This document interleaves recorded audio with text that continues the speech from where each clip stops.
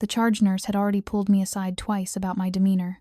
Apparently, exhaustion isn't professional, especially when you're holding defibrillator paddles and the last desperate chance a father has to hear his son's heartbeat again. I wasn't trying to look broken. Broken had simply become my resting state at 11:52 on a Tuesday night, after I'd watched the monitors flatline on a 7-year-old boy despite everything we threw at him. His name on the chart was Michael. But I always gave my young patients a different name in my head. A buffer between their reality and mine. A way to keep their deaths from following me home. The trauma had started as a straightforward fall playground accident, they said. Routine. His father carried him through the automatic doors at 7. 30 inches the evening, still believing in miracles, asking about x-rays and ice packs like this, was just another childhood scrape that would heal by morning. But by 9, internal bleeding had turned catastrophic. By 11:15, we'd lost him.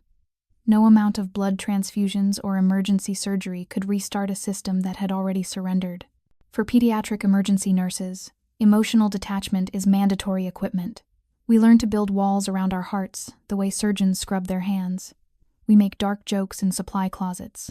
We clock out and pretend that the hours spent holding someone's dying child don't carve permanent scars into our souls. But that night, my walls had holes.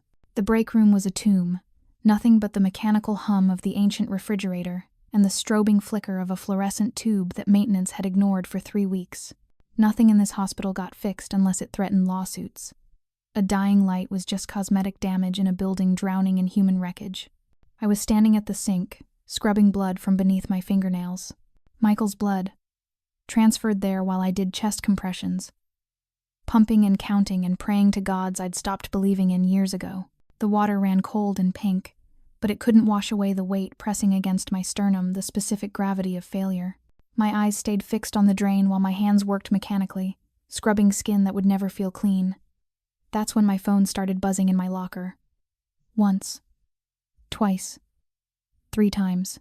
Persistent, like someone on the other end refused to let me disappear into this numbness. An unknown number at midnight.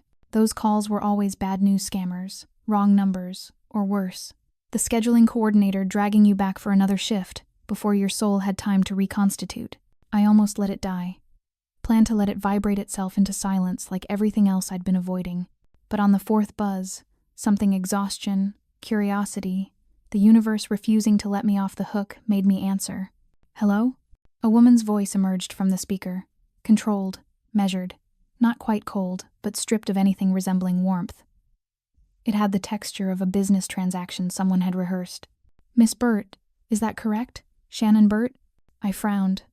My hands still dripping, water splashing onto the cracked linoleum like breadcrumbs marking a trail I wasn't sure I wanted to follow.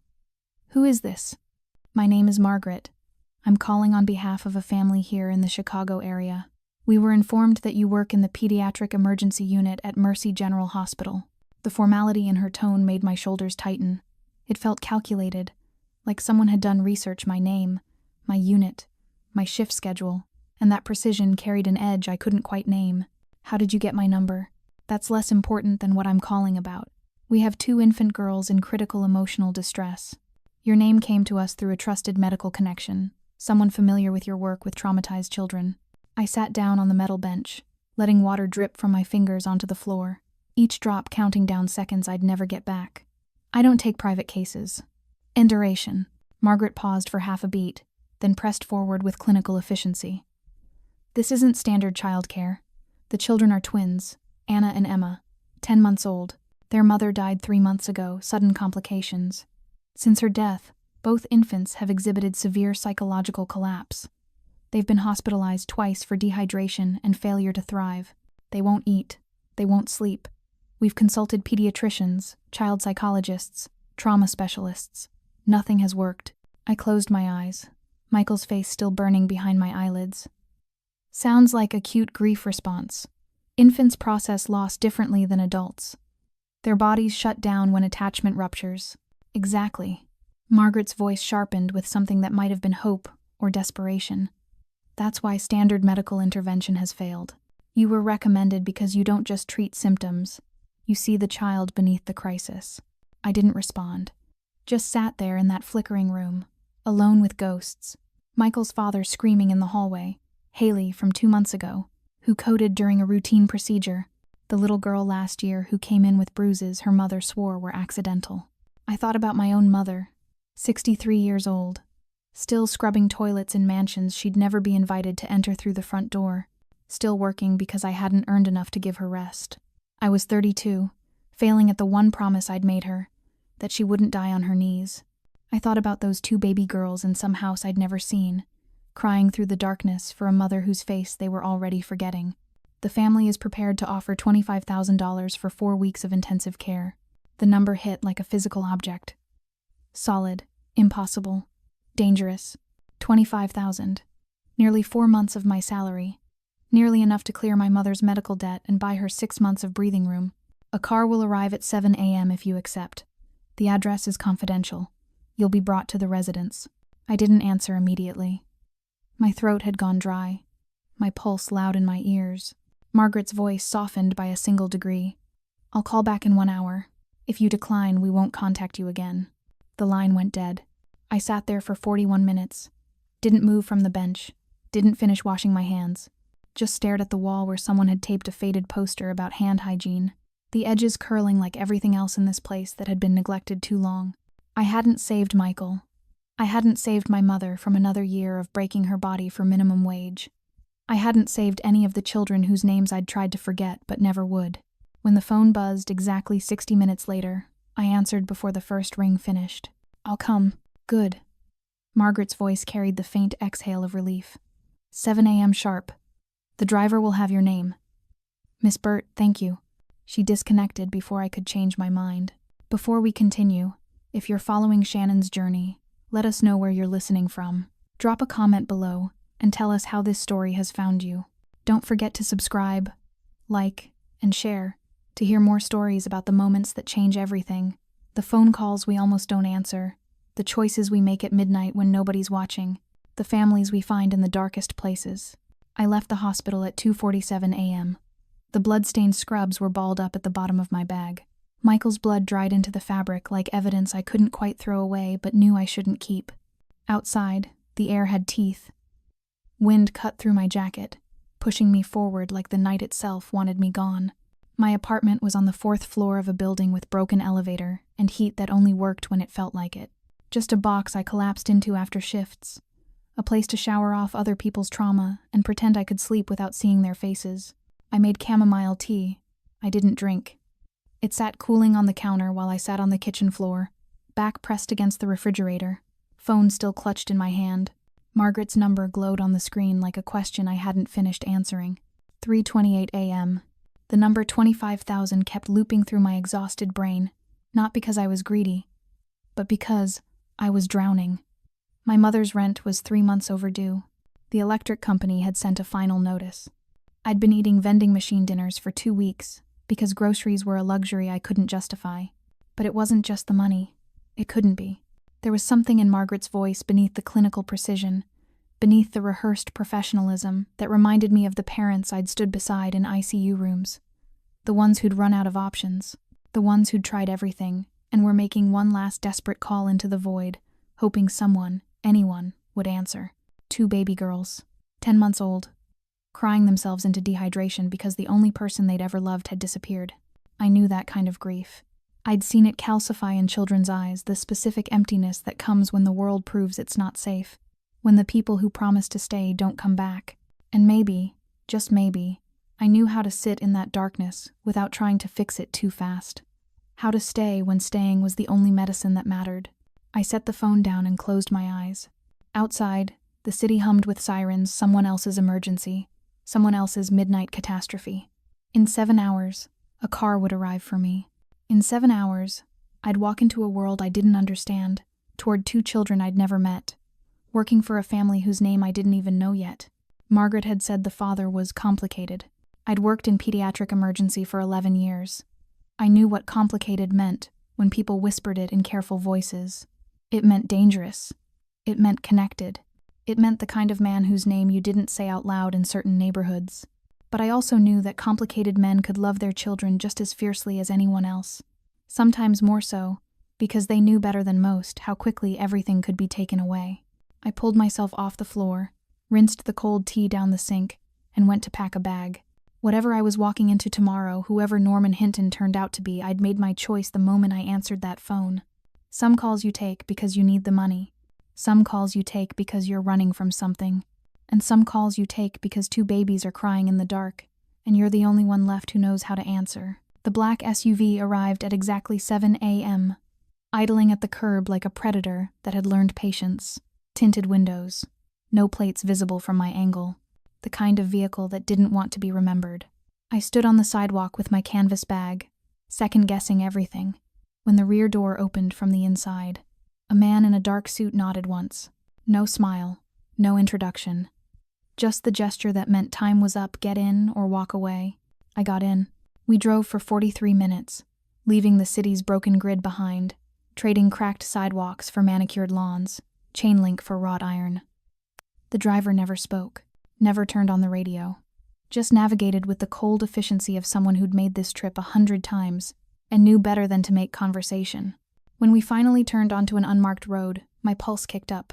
The compound appeared after a curve, high stone walls, security cameras angled at every approach, gates that looked like they could stop a tank. A small emblem was embedded in the ironwork. 3 overlapping circles. No text, no explanation. The kind of symbol that didn't need one. The gates opened without the driver touching anything. Someone was watching. Someone always was. Inside, the property sprawled like a fortress, disguised as an estate. Pristine hedges, stone fountains, trees planted in perfect rows. Beautiful in the way things are when control matters more than comfort. The house itself was massive. Modern, cold, all sharp angles and dark glass. Margaret met me at the door. 60, maybe older, with steel-gray hair pulled into a tight bun, and eyes that had seen too much to soften easily. She wore a simple black dress. No jewelry, no makeup. Her handshake was firm, clinical. "Miss Burt, thank you for coming. Follow me." We walked through hallways that felt more like corridors, high ceilings, abstract art, security panels on every wall. No family photos, no warmth, just expensive emptiness. Then I saw him. Norman Hinton stood at the end of the hallway, backlit by a window that turned him into a silhouette of ink and shadow. When he stepped forward, details emerged. Neck tattoos crawling up from his collar, intricate black work covering both hands, a thick gold chain catching light against his white shirt, a scar cut cleanly through his left eyebrow, the kind you get from something sharp and personal. He didn't smile, didn't offer his hand, just watched me with eyes that assessed threats the way I assessed vitals quickly, efficiently, looking for what might kill you. "Miss Burt." His voice was gravel and smoke, not loud, but the kind that made you listen. "Margaret will show you to the children." That was it. No pleasantries, no explanation. He turned and disappeared into a side room, leaving me with the distinct impression I'd just been evaluated and found acceptable. Barely. Margaret led me upstairs to a nursery bathed in soft, indirect light. And there they were. Anna sat rigid in her crib, eyes too wide, too alert, tracking my every movement like a tiny soldier in a war zone. Emma lay curled in the corner of hers, thumb near her mouth but not quite touching, staring at nothing with the hollow gaze of someone who'd stopped expecting comfort. 10 months old, already experts in loss. I didn't speak, didn't rush forward or make sudden movements, just lowered myself slowly to the floor between their cribs, close enough to be seen but far enough not to threaten. "Hey there," I whispered, barely audible. "I'm Shannon. I'm just going to sit here for a while, okay? You don't have to do anything. I'm just here." Anna's eyes locked onto mine. Emma didn't move. I started humming no melody, just a low, steady sound like a heartbeat made audible. 5 minutes passed. 10. Then Anna's fingers loosened on the crib bars. Emma's eyes shifted, focusing on my face for 3 full seconds. And for the first time in 3 months, according to Margaret, who stood watching from the doorway, neither of them cried. I started keeping notes on the 3rd day. Small observations in a leather journal I'd brought from the hospital. Clinical language stripped of emotion. The way I'd been trained, except these notes felt different. More urgent. More personal. Day 3, 9:15 a.m. Anna tracks all movement within 6-foot radius. Pupils dilate when door opens. Startle, reflex, hyperactive. Classic hypervigilance in infant trauma. Emma different pathology. Dissociative presentation. Minimal eye contact. Body present. Affect absent. Retreated somewhere we can't follow yet. Anna never cried. That was the thing that unsettled me most. She just watched, her dark eyes following my hands as I changed her sister's diaper, tracking Margaret when she brought bottles, monitoring the door like she expected something terrible to walk through it. 10 months old and already calculating threat assessments. When I moved too quickly, her whole body would tense, tiny fists clenching the blanket as if preparing for impact. Emma was the opposite, present but absent, her gaze fixed on some middle distance only she could see. She'd take a bottle if I held it to her lips, but she wouldn't reach for it, wouldn't reach for anything. When I picked her up, her body stayed limp, no instinct to cling or nestle. Like she'd learned that attachment only led to abandonment. So why bother? I worked slowly, deliberately, building routines they could predict. Same songs, same order of operations, same soft voice narrating every action before I took it. I'm going to pick you up now, Emma. Just for a minute. You're safe. Every movement telegraphed, every intention spoken aloud. By day 5, Anna's breathing would slow when I entered the room. By day 7, Emma's eyes would track toward my voice. Small victories that meant everything. I used play therapy techniques I'd learned in pediatric trauma training, offering objects without expectation, letting them lead, never forcing engagement. A soft rubber ball rolled gently in Anna's direction. She watched it for 3 minutes before her hand slowly, cautiously, reached out to touch it. I documented the exact time, 2:47 p.m. The humming helped most. No words, no melody, just a low, steady vibration that mimicked a heartbeat. I'd hum while changing them, while rocking Emma, while sitting cross-legged between their cribs at night when the darkness made Anna's vigilance spike. Sometimes Emma's thumb would slip into her mouth. Sometimes Anna's grip on the crib bars would loosen by a degree. These children didn't need another doctor. They didn't need medications or developmental assessments or specialist consultations. They needed someone who wouldn't leave, someone who would show up every morning and still be there every night, someone whose presence became as reliable as breath.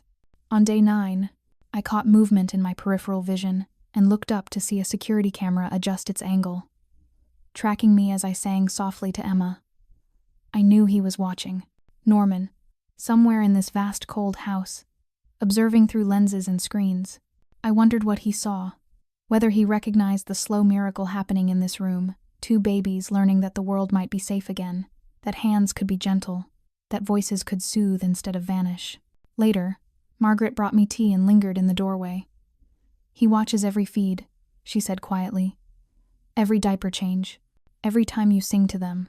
She paused, something like hope flickering across her controlled features. I've never seen his hands shake before, but when Emma reached for you yesterday, I saw them on the monitor, clenched so tight I thought he'd crack the desk. I looked down at Emma, finally sleeping without the tension that usually armored her tiny body. He's scared, terrified, Margaret corrected, of losing them, of failing them, of being exactly what he fears he is. Anna made a soft sound, not quite distress, not quite comfort, just acknowledgement that I was still there. And somewhere in the walls, through cameras I couldn't see, Norman Hinton watched his daughters begin to heal. He started appearing on day 12, a shadow that materialized in doorways without sound. I'd look up from reading to the twins and find Norman standing there, arms crossed, watching with an intensity that should have felt invasive but somehow didn't. He never announced himself, never explained, just existed at the periphery of these fragile moments, as if afraid that stepping fully into the light might shatter something he couldn't afford to break. The tattoos told stories his mouth wouldn't.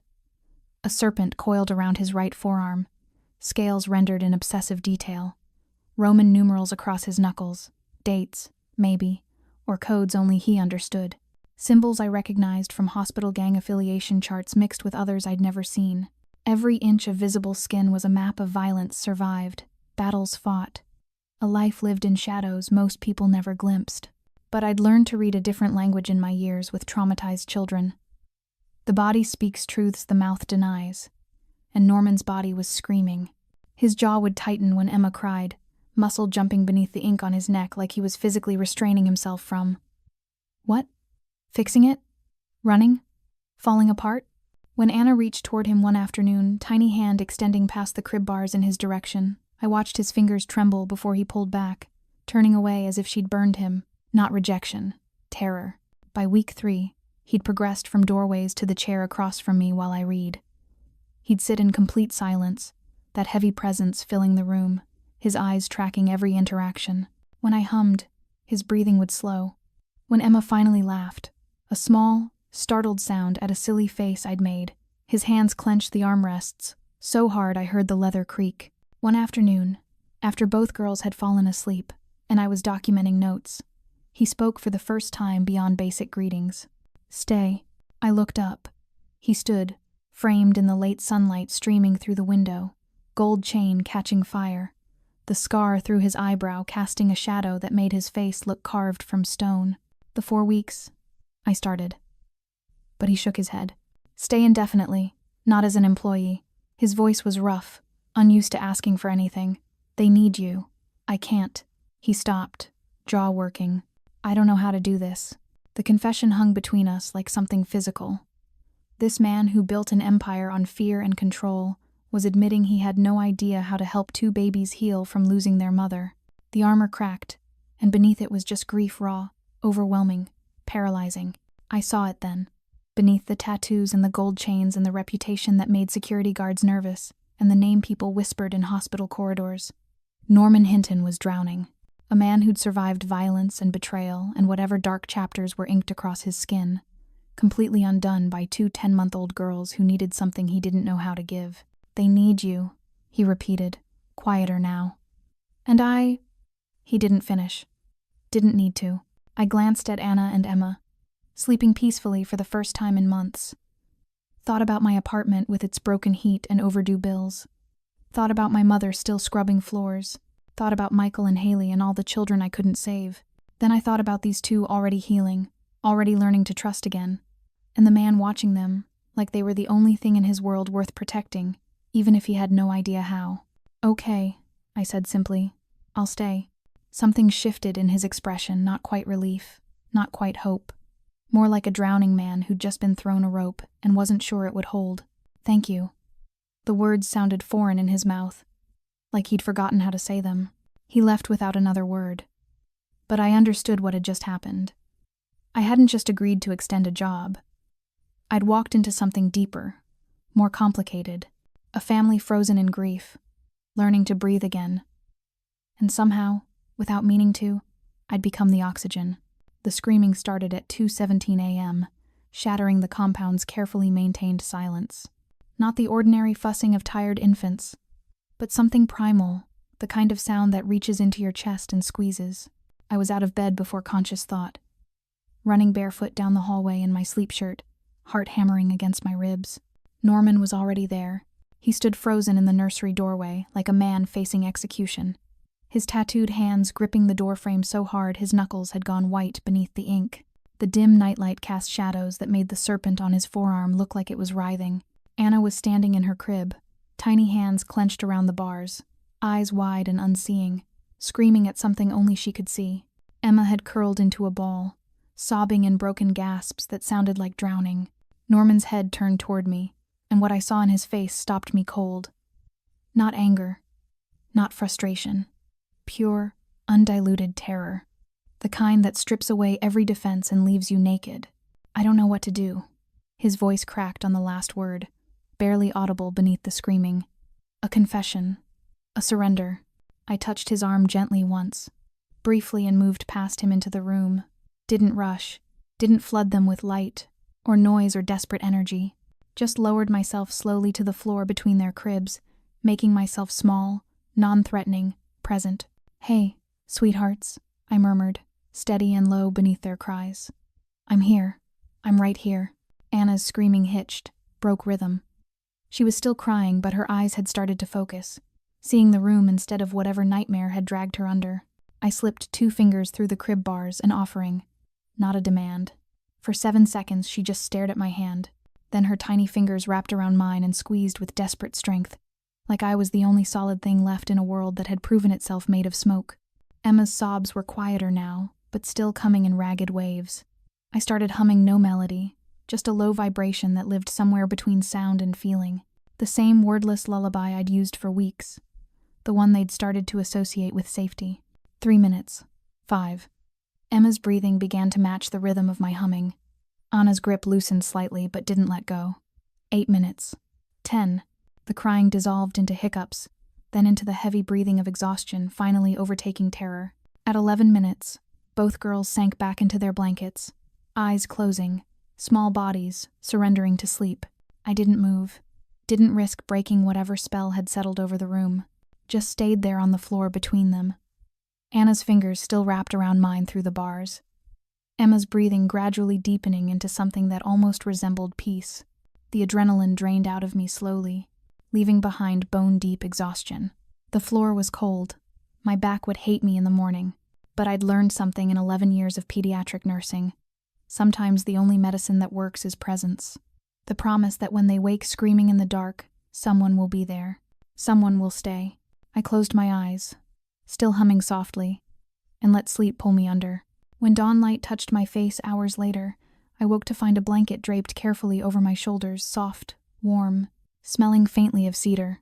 I blinked, disoriented, muscles stiff from sleeping on hardwood. Then I saw him. Norman sat in the hallway, just outside the door, back against the wall, arms resting on his knees. His eyes were bloodshot, his jaw dark with stubble. He'd been there all night, keeping watch, standing guard over the three of us sleeping in that fragile peace. Our eyes met. He didn't speak, didn't explain or justify or apologize. He just nodded. Once acknowledgement, gratitude, something deeper than words could carry, and rose silently to his feet, disappearing down the hallway like a ghost the morning had dismissed. But I understood. Finally, completely, I understood. This man didn't know how to be soft, didn't know how to soothe or comfort or speak the language his daughters needed. But he knew how to stand watch, how to protect, how to stay when staying was the hardest thing in the world. And maybe, just maybe, that was enough to start with. By week 6, we'd built a rhythm that felt almost like breathing. Wake at 6:30. Soft music while I changed them. Bottles at 7. Anna first because she'd get agitated watching Emma eat. Tummy time on the soft rug by the window where morning light made Emma smile. Naps at 9 and 2. Bath time at 6. Both girls in the same tub now. Anna's hand occasionally reaching to touch her sister's arm like she was making sure Emma was still real. I documented everything in my journal, but I'd started noticing something else worth recording. The cameras. They were everywhere, discreet, professional, expensive. Corners of the nursery, hallway intersections, angled to cover every approach. I'd assumed they were standard security for a man in Norman's position, whatever that position actually was. But then I noticed the way they'd adjust angles when I moved. The way one would track me as I paced the room singing to Emma during a rough night. Not mechanical sweeps, deliberate observation. He was watching, learning. It should have felt invasive, this constant surveillance, this sense of being studied. But instead, I found it strangely comforting. He wasn't monitoring for control or suspicion. He was watching the way medical students observe surgeries, desperate to understand a skill they don't possess. How do you soothe a baby mid-panic? How do you convince a traumatized infant to eat? What does safety look like when you've forgotten the language? The notes started appearing on day 43. I came downstairs one morning to find fresh coffee on the small desk in my room, still hot, perfectly prepared, with the splash of cream I preferred. Beside it, a note in sharp, precise handwriting that looked like it had been practiced to eliminate any trace of vulnerability. Thank you for last night. N. Emma had woken, screaming at 1 a.m. I'd spent 2 hours on the floor, humming and holding her tiny hand until she'd exhausted herself back to sleep. He'd been watching. He'd seen, and somehow, that felt like something more than surveillance. It felt like witness. The gestures multiplied after that, small and deliberate. I'd mentioned to Margaret that the nursery felt cold during morning feeds, and by afternoon the thermostat would be adjusted. New toys appeared, not random purchases, but carefully selected items that matched the twins' exact developmental stage. Soft textured blocks for Anna's emerging motor skills. A small mirror for Emma, who'd started showing interest in faces. Things you'd only know to buy if you were paying obsessive attention to their progress. Margaret started smiling more. Not often, but enough that I noticed. She'd linger in doorways, watching me work with the girls, and something in her rigid posture would soften. "He watches every feed," she told me one afternoon, her voice quiet with something like hope. "Every bath, every time they laugh. I haven't seen him this present in 3 years. Since his sister died," I said. "Not a question." Margaret nodded, her eyes distant with old grief. "Since Victoria. He loved her more than anything in this world. When we lost her," she stopped, composing herself with visible effort. "He shut down, became pure function. Business, security, survival. These girls were just another thing to protect, not people to know. But you," she met my eyes, "you're teaching him they're not just fragile things that might break. They're children who need him." That evening, Norman appeared in the nursery doorway while I was reading to the twins. He didn't sit in his usual chair. Instead, he lowered himself onto the floor beside me, close enough that I could see the fine scars on his knuckles, the ink that disappeared beneath his collar. Anna watched him, wary but not afraid. Emma barely registered his presence, too focused on the colorful board book in my hands. We sat like that for 20 minutes, not speaking, just existing in the same space, while two babies slowly learned that the tattooed man with the gold chain wasn't a threat, was maybe, possibly, something like safe. When I put them down for the night, Norman spoke for the first time. "You're not just healing them." I looked at him, waiting. "You're teaching us how to be a family again." His voice was rough but steady, certain, and I realized he was right. Somewhere between midnight vigils and camera observations, and coffee left on desks, this household frozen in trauma had started thawing, started breathing, started becoming something that looked almost like home. Emma heard the music first, Debussy's Clair de Lune drifting from the small speaker I'd brought downstairs. Her head turned toward the sound, a deliberate movement I'd never seen her make before. Then her eyes focused, really focused, tracking something invisible in the air between us. Her tiny hand lifted, fingers spreading toward the speaker like she could catch the notes if she just reached far enough. I held my breath, afraid to move, afraid to break whatever spell had just taken hold. Emma, who'd spent 2 months staring at nothing, was reaching, wanting, engaging with the world. Day 52, 10:23 a.m. I wrote later in my journal, hand trembling slightly. Emma responded to music. First voluntary reach toward external stimulus. Sustained focus for 47 seconds. Monumental. The victories were coming faster now. Small miracles I documented with the precision of someone who understood how fragile progress could be. Anna rolled a ball back to me once, then twice. On the third roll, she smiled just a flicker. Barely there, but real. 3 times in a row.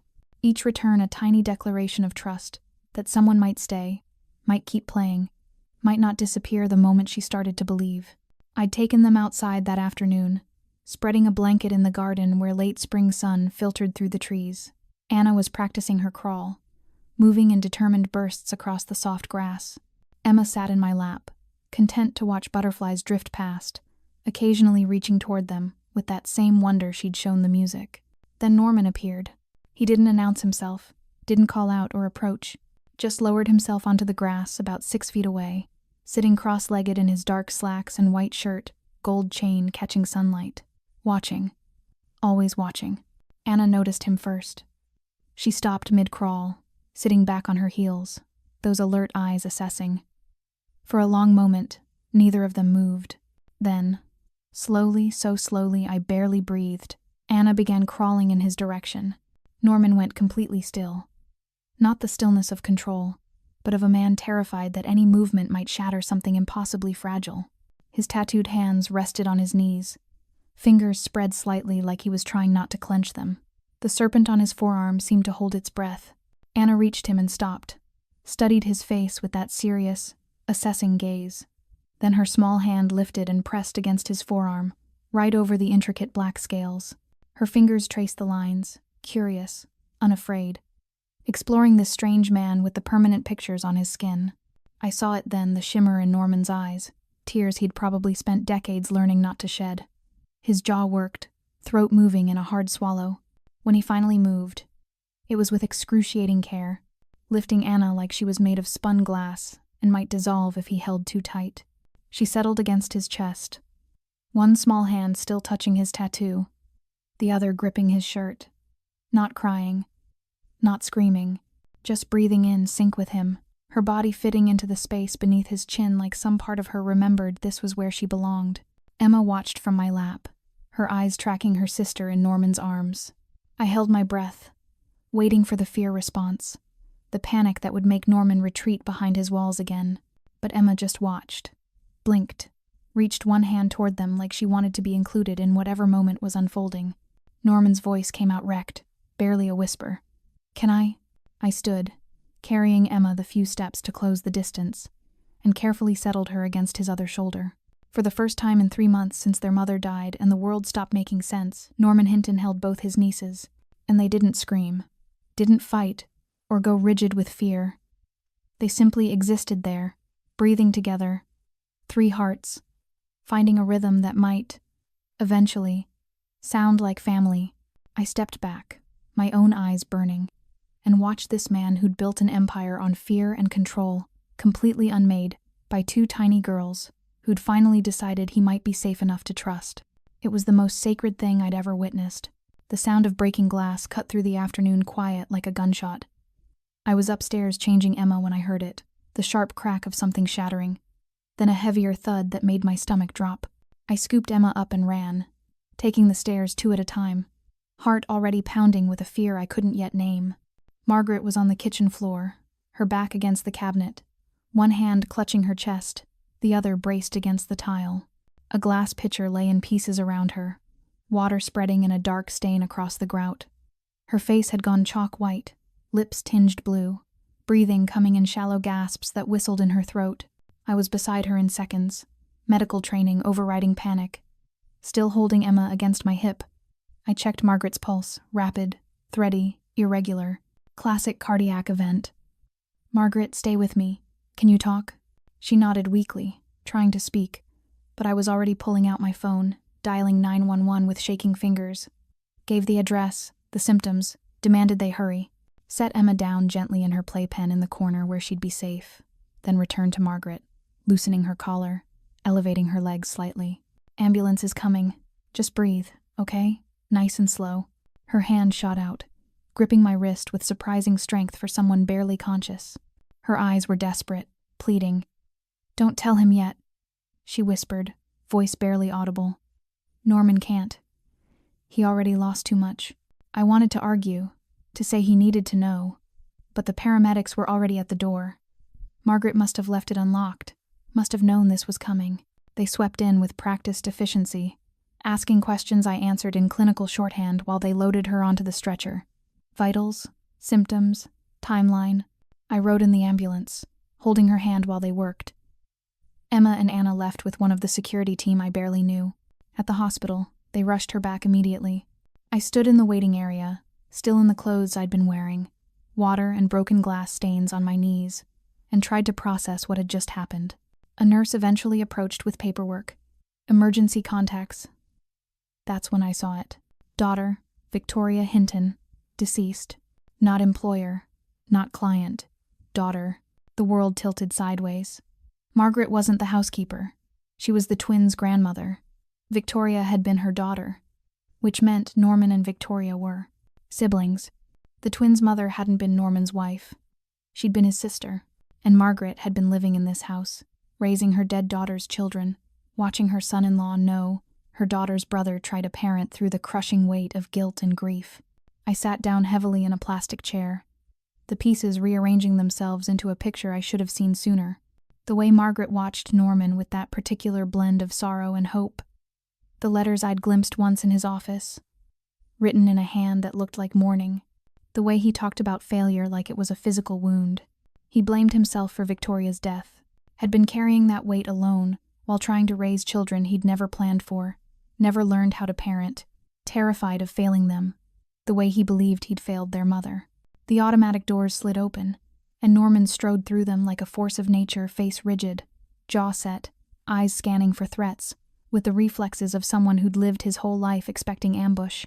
When he saw me, something in that armor fractured. "Where is she?" "Surgery. Her heart. They're working on her now." He stood there, tattooed hands clenched at his sides, and I watched his carefully constructed control crack like ice under pressure. The man who commanded fear and respect, who built empires in shadows, looked suddenly like a terrified boy who'd lost his mother and sister and couldn't survive losing anyone else. "She's all I have left," he said, voice breaking on the edges. "She's all that's left of Victoria. If she's strong," I cut in, standing to face him, "and she's getting the best care. But Norman," I paused, choosing my words carefully. "I know, about Victoria, about Margaret being the twins' grandmother, about all of it." His eyes met mine, and in them I saw something I'd never seen before, absolute, unguarded fear. "Then you know," he said quietly, "that I'm the reason they have no mother. Margaret survived the surgery, but they kept her for observation. Norman stayed at the hospital through the night while I returned to the compound with the twins, both girls restless and fussy in the absence of their grandmother's familiar presence. I got them down eventually, but sleep wouldn't come for me. I kept seeing Margaret's face, hearing her whispered plea. He already lost too much. At 2 a.m., I gave up and wandered downstairs, drawn by insomnia and the strange, hollow quiet of a house that felt too big without all its people. The kitchen light was on. Someone had forgotten to turn it off. As I reached to flip the switch, I noticed a door standing slightly ajar, one I'd passed 100 times but never seen open. I shouldn't have looked. I knew that even as my hand pushed it wider, revealing a narrow staircase leading down. But grief and curiosity are a dangerous combination, and I was drowning in both. The basement was sparse concrete floor, metal filing cabinets, boxes stacked with military precision. No dust. Everything organized with the same obsessive control Norman applied to the rest of his life. I moved toward the nearest cabinet, fingers trembling as I pulled open a drawer. Medical records. Victoria Hinton. Pregnancy complications. Emergency C-section. Postpartum hemorrhage. Code blue. Time of death. 3:47 a.m. Beneath the records, photographs. A young woman with dark hair and Norman's eyes, laughing in the sun. The same woman, heavily pregnant, hand on her belly, Margaret beside her. Then Norman holding 2 tiny infants, his face frozen in an expression that looked like someone had torn his heart out and expected him to keep breathing. And beneath it all, letters. Dozens of them. Written in Norman's sharp, precise handwriting, but never sent, never sealed, just folded and stored, like confessions he couldn't quite speak aloud. "Vic, I'm sorry I couldn't protect you. Sorry I brought you into this life. You were supposed to be safe. You were supposed to stay clean from all of this. The girls deserve better than me, better than what I am. I don't know how to be what they need." My hands shook as I read, each letter a window into guilt so crushing it had nearly destroyed him. "Margaret, I failed your daughter. I promised I'd keep her safe, and I failed. I know you can't forgive me. I can't forgive myself. But I swear I'll raise these girls right. I swear I won't let my world touch them. I just don't know how." Another letter. Newer. The ink fresher. I watch them through the cameras because I'm afraid to get too close. Afraid I'll fail them the way I failed Vic. Afraid my love is poison. Everything I touch breaks. Everyone I love dies.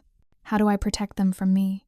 I stood there with tears streaming down my face, finally understanding the full weight Norman had been carrying. Not just grief for his sister, but guilt. The crushing, irrational belief that he was responsible for her death, that his dangerous life, his choices, his existence had somehow killed her, and now he was raising her daughters, terrified that his love would destroy them too. "Now you know." I spun around. Norman stood in the doorway, still in the clothes he'd worn to the hospital, looking hollowed out and ancient despite being barely 40. The tattoos seemed darker against his pale skin, every scar more pronounced, vulnerable in a way I'd never seen. "I'm the reason they lost their mother," he said quietly, voice stripped of all the authority I'd grown accustomed to. "I brought Victoria into my world. Thought I could keep her separate, keep her clean. But nothing stays clean around me. Everything I touch." He stopped, jaw working. "How can I ever be what they need when I'm the reason they need anything at all?" I set the letters down carefully and walked toward him, watching him force himself not to retreat. When I was close enough to see the exhaustion in his eyes, the grief that had carved lines around his mouth, I reached out and placed my hand on his chest, right over his heart. It beat fast and hard beneath the ink and scars, beneath all the armor he'd built to survive. "You can start," I said softly, "by letting someone help you carry this." His hand covered mine, tattooed fingers trembling against my skin. "I don't know how," he whispered. "I know," I replied. "But we'll figure it out. Together." And in that basement filled with ghosts and guilt, something between us shifted. No longer nurse and employer. No longer stranger and guard.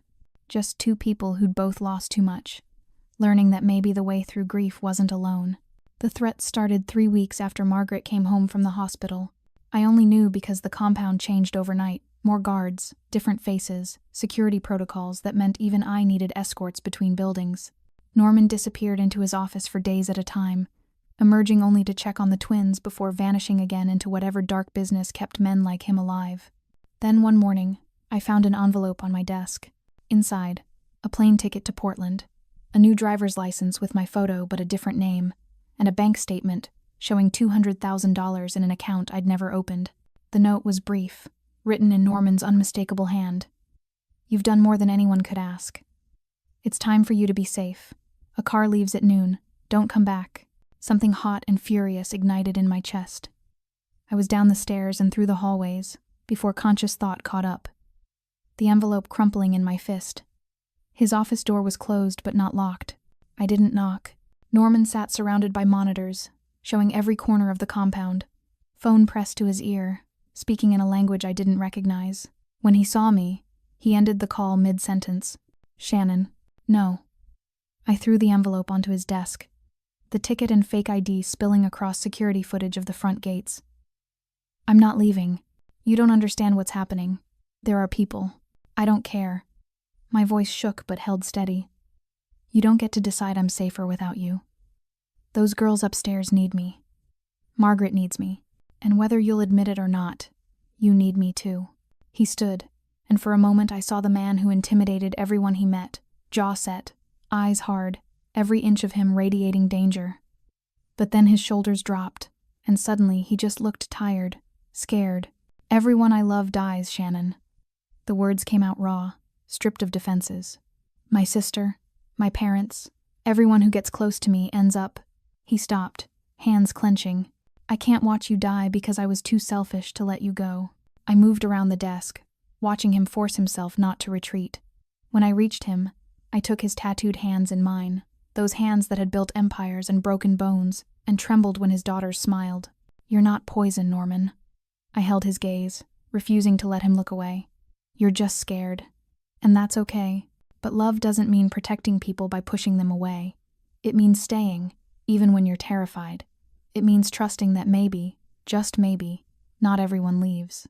His control shattered, just broke apart like glass, and suddenly his arms were around me, pulling me against his chest with desperate strength. He buried his face against my shoulder, and I felt his whole body shake with something that might have been a sob, or might have been the first real breath he'd taken in years.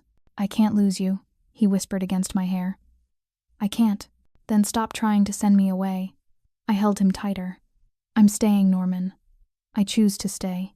The months that followed were nothing like I'd imagined. "The threats faded handled," Norman said, in ways I probably didn't want to know about. Margaret recovered slowly, her smile returning as she watched her grandchildren thrive. The compound filled with sounds it hadn't held in years. Children's laughter, music playing in the nursery, voices calling out instead of whispering. Anna took her first steps at 13 months, walking straight to Norman with her arms up, demanding to be lifted. Emma started babbling, "Mama." When I entered the room, the word transforming from sound to intention. They reached for both of us now without fear, without hesitation. Two little girls who'd learned that the adults in their lives might actually stay. One evening, after the twins were asleep, Norman and I sat in the garden where he'd first held them both. The air was cool, autumn beginning to creep in at the edges. He'd been quiet all day, thoughtful in a way that usually meant he was working through something he didn't have words for yet.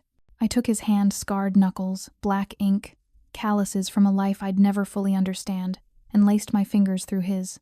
"I love you," I said quietly. Not because the moment was perfect, but because it was true. Because he needed to hear it. Because I was done waiting for perfect.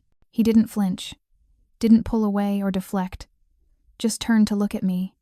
And for the first time since I'd met him, Norman Hinton smiled, not the careful half-expression he used for the twins. A real smile that reached his eyes and made him look younger, lighter, like someone who'd finally put down a weight he'd carried too long. "I know," he said, pulling me close. "You stayed.